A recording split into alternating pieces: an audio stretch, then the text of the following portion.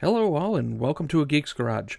So I went to go put this video together today and realized that I never did some sort of introductory video for myself to put here. So we're just looking at some overhead footage as I do the work that you're about to see. So what are we doing today? Today we're putting the heads onto the engine. I'm going to go through and get both the left and right heads on, mounted and ready to go. So that's what we're going to go ahead and see today. So let's go ahead and get this going.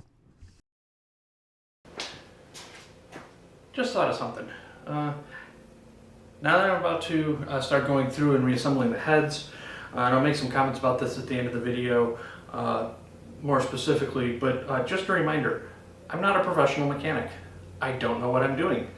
Everything that I've learned from YouTube. And this is perfect content to prove that not everything on YouTube may or may not be accurate. So whatever you're doing, feel free to watch this. Maybe it'll help you out with something. Maybe it'll cause you to blow up your engine because I did something wrong.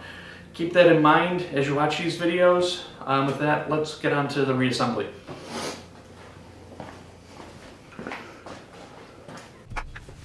So the first thing you're going to see me doing here is just prepping the surfaces.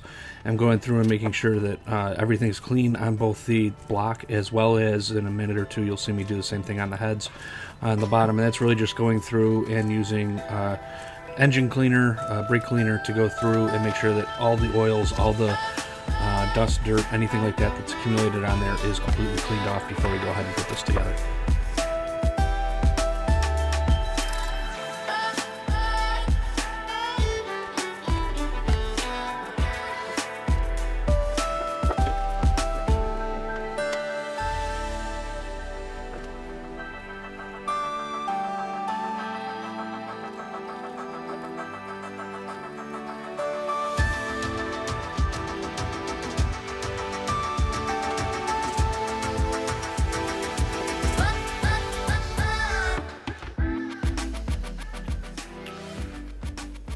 So something to note, I'm not sure if it's going to show up here. The washer is slightly concave, just ever so much. So, and they're all like this. These are brand new. They're Felpro. They're not like, super high end, but they're Felpro new head bolts. But if you notice, there's just a little bit of a concaveness to it. And that's apparently important. So best I can tell, doing some research, you want the concave, or the spot that has curves like this. Add this in later. That you want that facing down. So when it pushes down, it actually goes to flatten it out, best I can tell.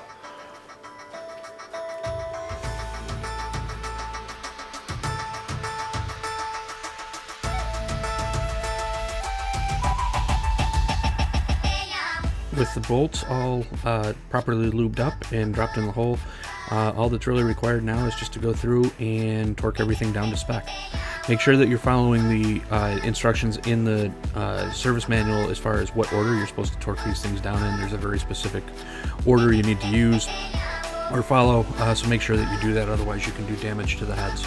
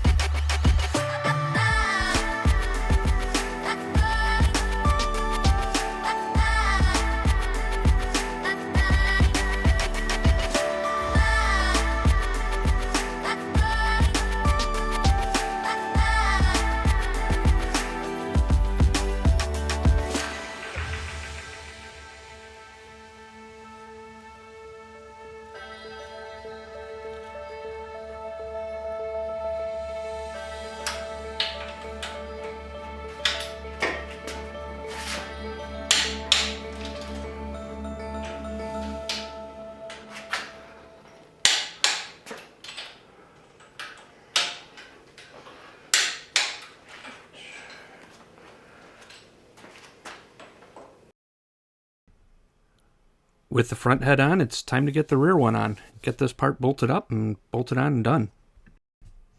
As before, I'm just going to go through and clean all the surfaces first, make sure everything's nice and clean, ready to go, both on the block and the heads, and then we'll get this thing on and follow the same procedure as before.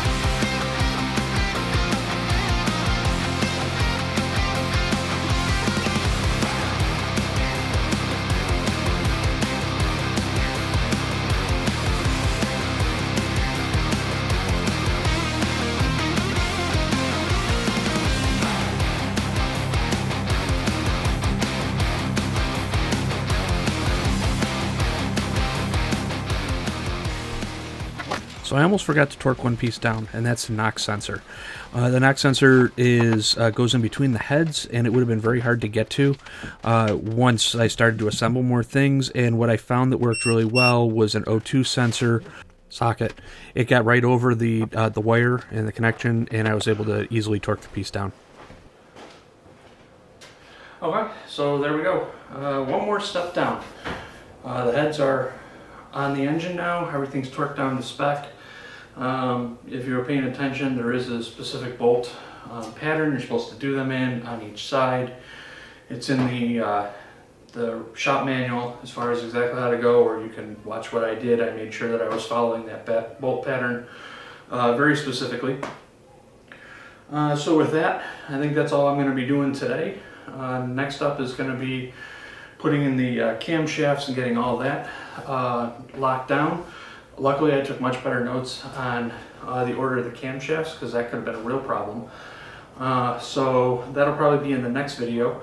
A few things that I'll mention right off the bat. I'm sure somebody's going to say something about not checking to ensure that there's proper clearance between the valves and the pistons, and quite frankly, you're 100% correct. I thought about doing it. I've seen a couple different things on how to do it. You can put putty in there and then pretty much assemble the whole top half of the engine, go through a couple cranks, and then pull it all apart. Quite frankly, and who knows, stay tuned, you can maybe see whether this bites me in the ass or not. I have decided not to do that and just go with the fact that because this is the first time that any work is being done on the engine, that it hasn't been milled too much and that there will still be enough proper clearance. Who knows, that may very well bite me in the ass, and you can all laugh at me in another 6 months when I put the engine together and start it running, but hopefully that is not the case. So we'll see. With that, and quite frankly, even if the clearance wasn't right, I'm not sure how I would fix it at that point. But so anyways, heads are on, ready to move on to a few more next steps. So stay tuned. Who knows, maybe in 6 months the engine will explode. Hopefully not though. Yeah, be sure to like, subscribe, leave your comments down below, and we'll see you next time. See ya.